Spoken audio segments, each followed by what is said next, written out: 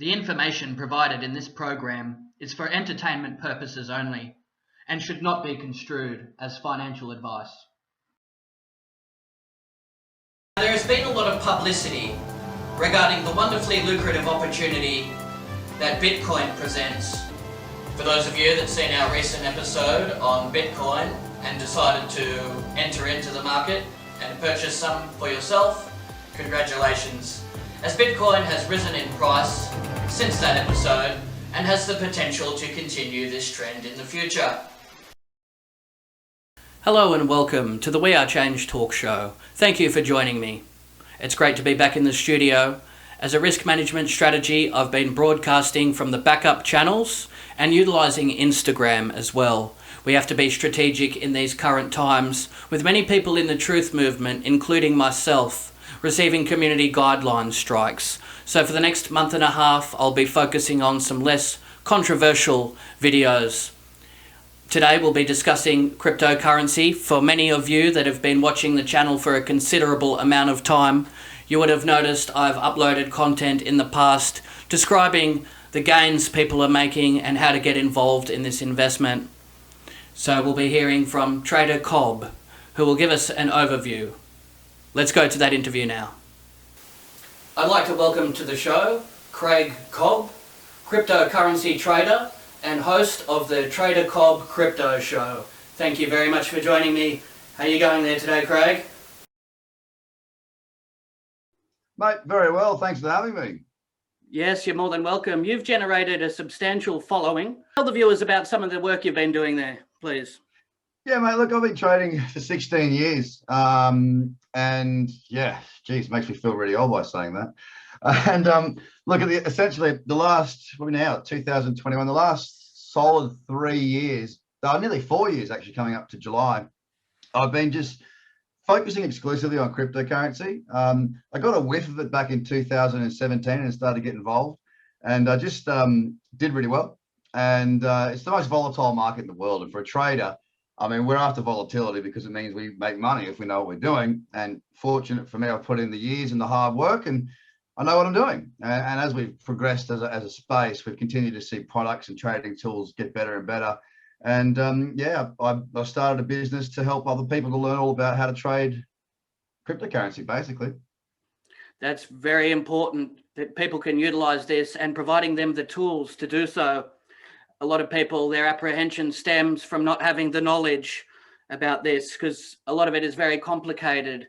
Though once people understand the fundamentals and just how valuable it is, people can make some amazing gains off this. Would you recommend that everybody take advantage and get involved in this opportunity, investing in Bitcoin and other crypto? I mean, yeah, yes and no. I mean, look, everybody's a lot of people, right?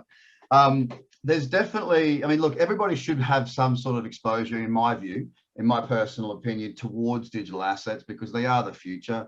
You know, if you go back to 2017, we had JP Morgan, we had Deutsche Bank, we had Goldman Sachs, we had Citibank, we had all the big banks saying it's fraud, it's a scam, it's bad, it's this, it's that. And of course, now all these firms are providing products for their clients to trade, and Wall Street and banking is pretty straightforward, really. It's if they don't have a product they can sell to their clients, they just poo-poo it. So we've seen the space evolve considerably. We've seen the price of Bitcoin increase considerably.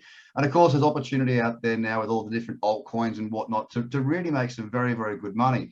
The difference between making good money and just being involved is education. And, you know, it's great that I'm doing what I'm doing, you know, from a standpoint of teaching people how to trade through checklist systems. So it's pretty straightforward, mate. I mean, literally they're checklists. Like the kids have been into this, so it's all ripped up, but you tick boxes, mate. I don't think. I let the market tell me what to do, and it's I got a great little community there as well of people that are, you know, working together, following the same 3 strategies, and essentially helping each other. So I couldn't be happier. I think everyone should have some exposure, but I think it comes with, first of all, understanding what you're doing, and the first thing is risk management.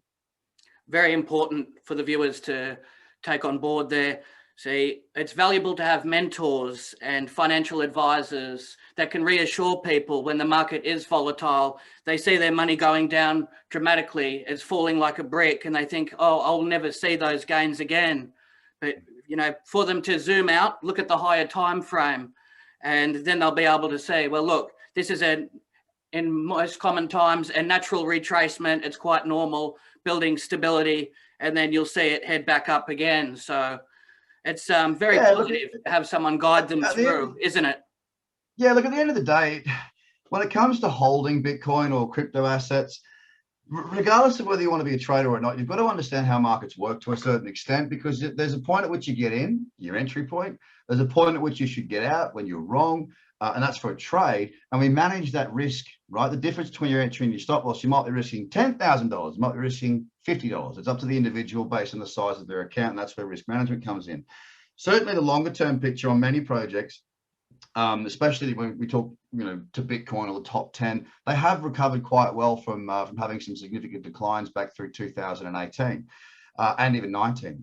But I think the most important thing is really to understand the dynamic of a market. A lot of people in 2017 I saw get in, but they didn't get out. They might have been millionaires on paper, and then after it was all said and done, they didn't have very much at all. And that's a really sad scenario. And the only reason people go through these cycles is because they don't understand that you must take profits, you must have exit points, you must manage your psychology. And by understanding what you're doing, well, you can manage yourself and you can make it work to your advantage, as opposed to just being another fool out there, giving their money to someone else. Yes, and that can happen too. And a lot of people, they have this fear of missing out, so they want to jump on board while it's up, and then it's their devastation when they see it falling down. But the higher time frames, very important. Now, most analysts, a lot of them are predicting a collapse of the dollar. Now, cryptocurrency, would you say that is a safe haven from this crisis? Look, it is a haven. If you look at the dollar and the reason for the comments around the collapse of the dollar and whatnot, it comes basically from it being devalued through the stimulus that continues to be printed. If you go back to 2008, when we saw the GFC, that was the first amount of stimulus, and that was in the billions, and everyone was like, wow, because it was the first time in the modern age where we'd seen central governments or central banking systems, because not all banking systems are the government, we saw them printing money, which of course that's leans towards inflation.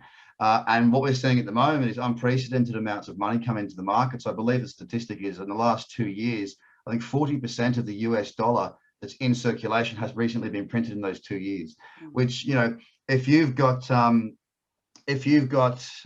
one of a piece watch, and that watch is worth $1 million because it's super special and it's rare and it's been made by this bloke, and now that watch goes out and there's 1 million of those watches, is a watch still worth $1 million? Well, part of the reason the watch was worth $1 million was because of the scarcity and the fact that it was a one of one.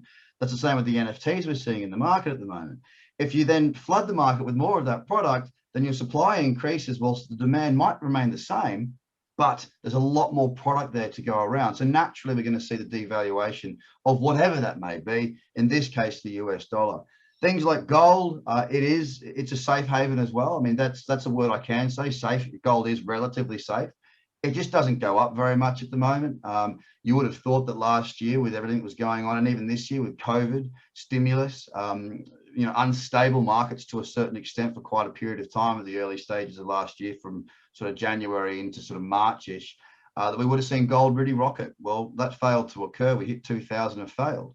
So I think Bitcoin is also an area where one can have outside or external financial system exposure, and give yourself that chance for that upside, and to own your own money, realistically own it. I mean, if you've got a slab of gold in your house, you own that, but do you own the futures that you're trading? Do you own, if a gold mining company that you own is doing well and it goes bankrupt, well, you own 100% of nothing, right? So Bitcoin is something that you always own. It will fluctuate. It is volatile. And again, that's why people need to understand this market before they get really stuck into it. Very valuable information once again. And see, for the viewers, they've been taught throughout the years, just put your money in the bank, but they don't factor in hyperinflation, and that can be devastating, like we've seen in Venezuela. And yeah, their whole financial livelihood can be impacted severely. So yes, to have a cryptocurrency, it's very wise in these current times Look, now. even just any inflation. I mean, Yeah. it doesn't even need to be hyperinflation. I mean, if I was to have $1 million in the bank right now, then I'm getting what? Probably at that amount, I'd be lucky to get 1.8% in a term deposit locked for 12 months. I mean, come on. You know, if I went to the bank and asked for $1 million, I'm borrowing it at probably a bit higher than that rate, or roughly around 2.35, something like that. So it's a very much a one-way street when it comes to banks. We get bugger all, and they get nearly all of the cream on top. I think people are wising up to that, and that's why we're seeing strong stock markets around the world at the moment. We're seeing strong cryptocurrency markets because nobody wants to be sitting in cash. And even we're seeing strong property markets here in Australia as well. No one wants cash because cash is dead money, and anyone who's got money wants to make it work for themselves, and then moving into other asset classes. And that's what makes cryptocurrency and digital assets so exciting at the moment. It certainly is. And then we also have the threat of social credit scores looming, and they're trying to phase out currency and the cash that's in circulation. So there's many threats, and people are looking at alternatives now. It's very important. Some of the questions I get, a lot of people ask, well, I don't really have enough money to put into crypto or anything like that. But people can start off for as little as $20 a week, you know, keep it like that.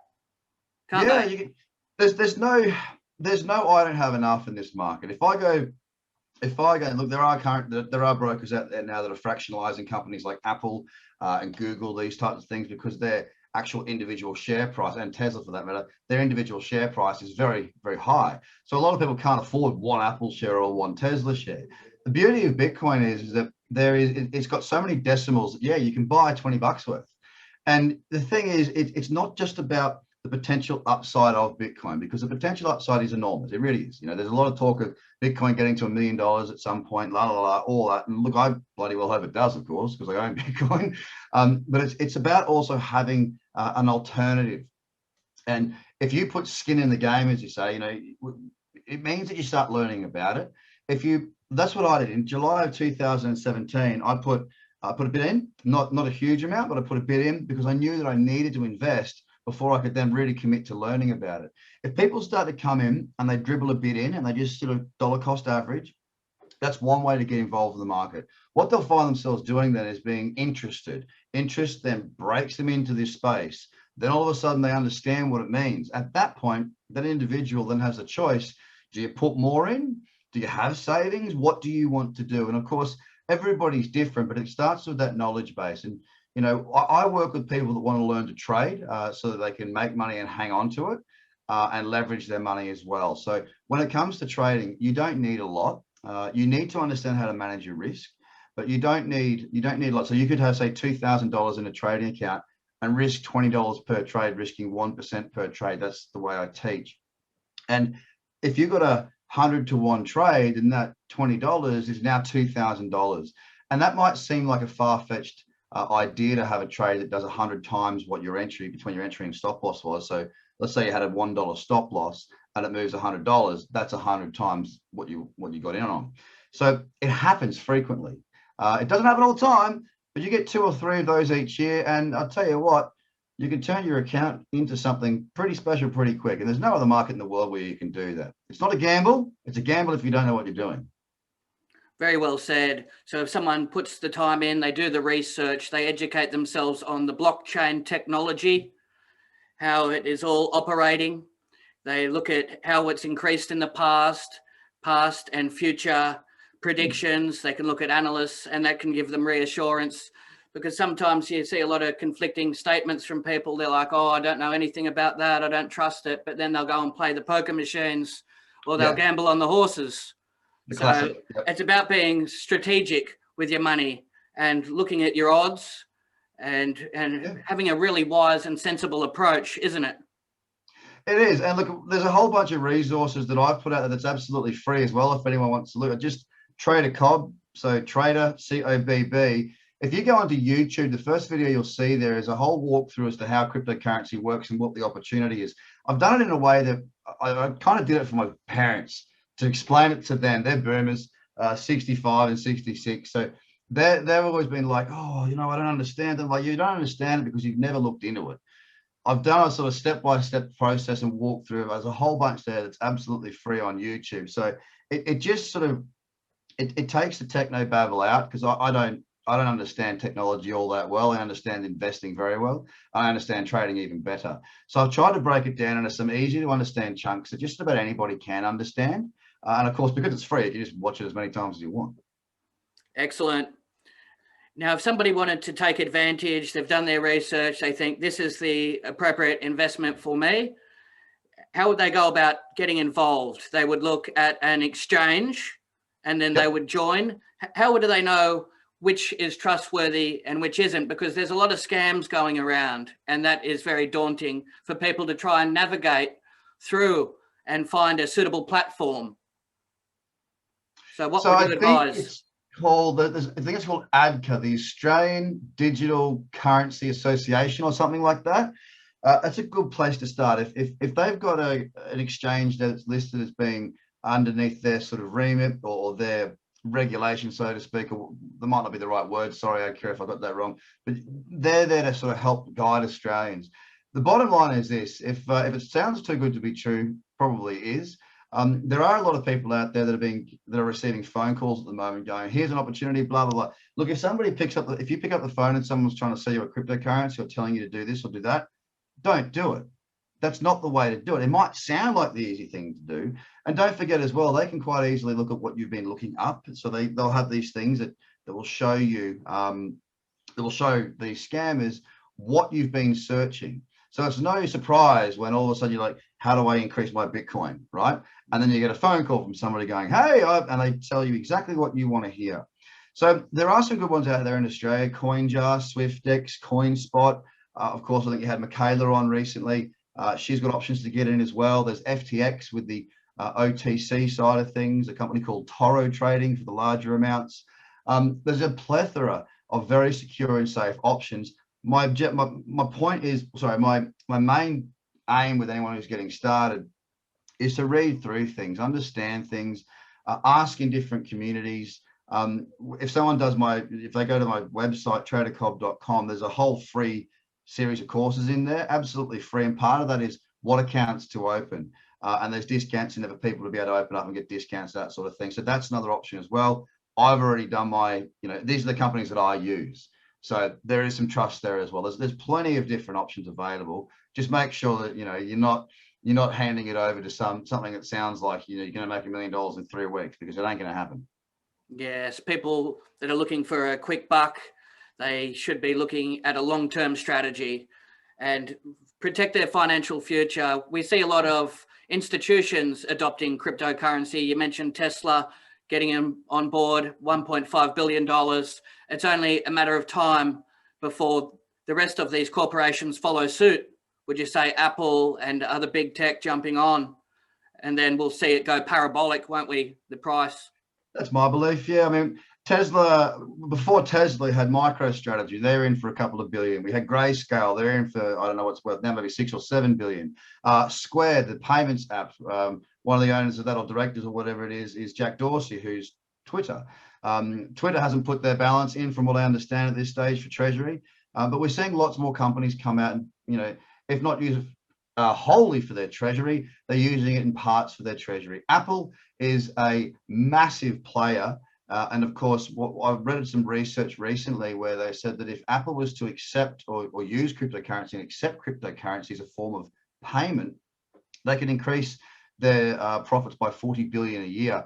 And if Apple comes in and does that, that is going to be the icing on the cake as far as I'm concerned. They are the king of first-time mover advantage. Of course, they brought out the first smartphone. It might not have been the first smartphone, but it's the first one that we knew about, right? They brought it out. Everyone needed an Apple. Now, I bought one of those first model Apples, and I have bought the phones. All of my phones have been Apple ever since. Why? Because I'm used to using it. I don't use Android.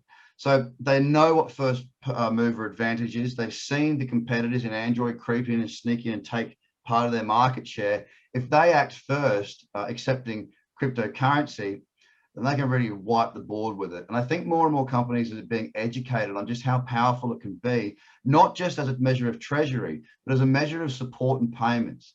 Tesla put 1.5 billion into Bitcoin. When Bitcoin is accepted as a method of payment for Tesla, we will pay them back handsomely on that. People will be buying cars with Bitcoin. People will be supporting Elon Musk because he's the renegade entrepreneur that we all love, right? So the community will support. That's another area I think the big corporates should be considering and really looking into, is the PR and the exposure that just simply being involved in Bitcoin gives you at this stage. If they're too late, it'll be all over. Yeah, exactly. And with all the positive publicity at the moment, it's more of a risk to not take advantage of Bitcoin and jump on board. We have seen massive fluctuations recently. It reached an all-time high and then came back down, and now it's at a pretty good spot. Do you think we'll hit 100K this year? What sort of time frame are you thinking?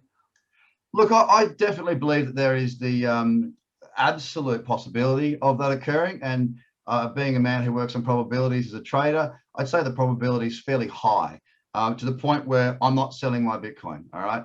I think we can hit 100,000, and depending on some certain market, factors, I think we could go above 100,000. When Bitcoin really kicks, it kicks like a mule. Actually, it kicks like a bloody Clydesdale. It kicks hard. It's a big horse. And so far, we've seen retail interest. We've seen some corporate interest.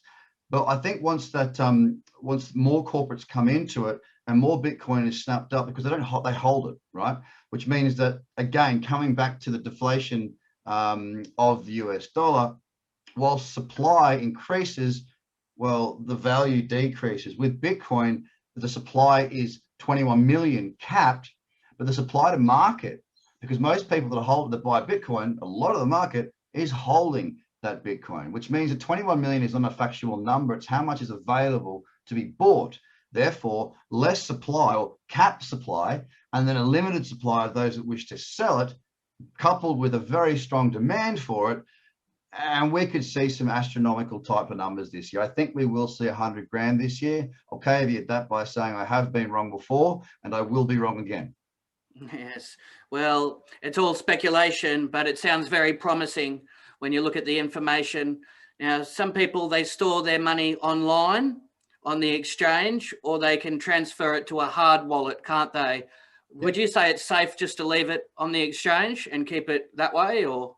Well, look, from my point of view, as being a trader, someone who's active in markets most days, whether I take a trade or not every day, it depends on the market, of course. But I do have cryptocurrency that is sitting on exchanges for my pool, so I can trade margin on those, but only a small amount of that. Most of my cryptocurrency, my digital assets, are stored on cold storage, so a little wallet device similar to a USB.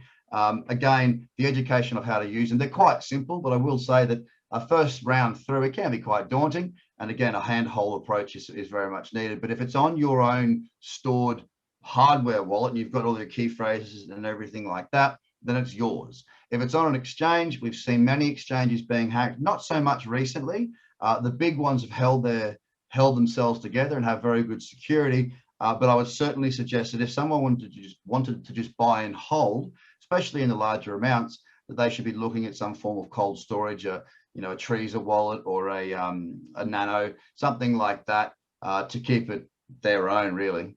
Yes.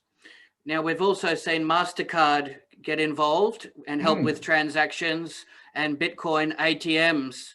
This is very progressive, isn't it? Oh, absolutely. And it was always going to come, in my view. They kind of have to. As fiat, and look, it's not just the fiat side of it. It's the businesses that want it. And what I loved so much about the MasterCard play was that it was just such an obvious sign of a community-led change in business, right? Business is there to facilitate the needs of their customer, their client. Of course, MasterCard is a huge business. We've all, if we don't have Visa, we've got MasterCard, right? Most of us have got a MasterCard. They make money off our transactions and whatnot. Of course, that's how it works. Now, if there's enough people, i.e. businesses, really saying, we want to accept crypto, we want to accept crypto, we want to accept crypto, then they have to do it. And that's the same reason as why Goldman Sachs, Deutsche Bank, all these different banks are there, because they're being asked about it so much that if they don't do it, then a challenger is going to come in and just wipe the board with them.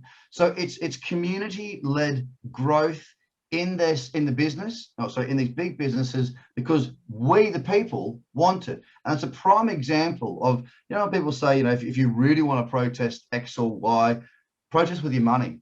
And people just get too lazy to do that. They're like, well, no, I want to buy that because it's cheap and it's from China, or I want to buy that because it's from Coles and I don't care how the pig died. All this sort of stuff. Well, realistically, this is absolute certainty and proof that what we want, we can have, as long as there's enough of us saying we want it. We can effectively create the change that we want, and we're seeing that through the likes of MasterCard and the big players out there. The only reason they're doing it, it's not because they want to be technologically advanced. They couldn't give two shits. They just want to make money. It's because they want to make money, and we want to use it. And if they help us to use what we want, they'll make money off us. And that's how business works. And it's nice to see them catch on. It certainly is. The lucrative asset is definitely advanced, because there was a time where it was always linked in with criminal activities, Silk Road, and any unusual activities. They would say, well, why wouldn't you just pay with cash? It sounds very sneaky. But now people's whole outlook has changed, and they see this as legitimate and a very powerful investment. So, and this is only going to keep increasing, isn't it? The adoption, and once the masses get involved in this, because only a small percent actually hold Bitcoin. There's many more to come, isn't there? Yeah, look, I mean, I don't have a crystal ball, but certainly what you said, I do agree with. Like the sort of the momentum's grown, and it's growing, and the likes of a number of those companies we just spoke about, it does bring that legitimacy, the growth in the space. It does bring that interest factor. So, yeah, I can see us having a pretty strong Bitcoin for years to come. And don't get me wrong, there will be fluctuations in price. It will go up, it will go down, as all markets do. And it does happen quite fast with Bitcoin. But if you think about the people that bought it at like $19,000, $20,000 back in December of 2017, Bitcoin price right now is 59,068 US dollars. So we're talking, 76,000 Australian dollars of Bitcoin, something around that sort of figure. Are they happy? Yeah, they're happy, as long as they held on to it. So we do go through these cycles, but it continues year in or decade in decade. Well, we've only had one decade, to be fair, but cycle in, cycle out, it does continue to be a very strong performing asset class. It certainly does. And it's sensible to keep a level head in these markets. We see a lot of crypto videos with outrageous expressions saying it's going to go to 1 million, or on the other side of the spectrum, they're like, it's going to zero, it's going to implode, and they're really worried. Sometimes you just have to relax and, just take it as it comes, and, focus on the future and zoom out, don't you? Very important. Absolutely, mate. I mean, again, it comes down to understanding what you're doing. If you're 16 years old, you jump into an F1 car, do you think you're going to be able to do all right with that? Probably not, no. But if you've been driving your whole life and you've been racing and working your way towards that, you're going to be fine. The difference between comfort and fear is just a lack of understanding. And that's what it comes down to. You know what you're doing? It's not so scary. If it's the first time you do anything, even when you start, just start with baby steps, start small, get yourself comfortable. But you got to get started. The great old saying, I remember reading it when I was 15, is you don't have to be great to get started, but you have to get started to be great. And nothing's been more true. There's no traders that I know that say, most traders I know will say, I wish I had started that earlier. Now, I started when I was 21, so I did start early, and I'm so thankful that I did, because I'm happy. Things are good. So yeah, just get started, guys. Just get kicked off. Excellent advice. You've spoken brilliantly today, providing wonderfully valuable information that people can take advantage of and hopefully have the opportunity of making some life-changing money. If people wanted to go about finding you and locating you and your services, how would they go about doing that? Mate, the best way, there's two things to do. One is go to YouTube, TraderCobb, TraderCobb, TraderCobb. Have a look at the videos there, get yourself to a certain point, and obviously go to tradercobb.com. As I said, there's a bunch of information there, and an absolutely free course, about 4 hours of information there. It's a free course, shows you what accounts to open, shows you how to use them, all that sort of stuff. So it's very simple. Just jump on there, have a look at that, get yourself started. You either like it or you don't. You find someone else, No dramas. Excellent. I'll put all the information in the description. Thank you very much once again. Mate, absolute pleasure. To everyone out there, good luck. Well, that wraps up today's show. Be sure to subscribe to the backup channels, Jeffrow Productions, We Are Change Melbourne Clips, and follow the Instagram page for funny memes and short videos. I'll see you next time on the We Are Change Talk Show.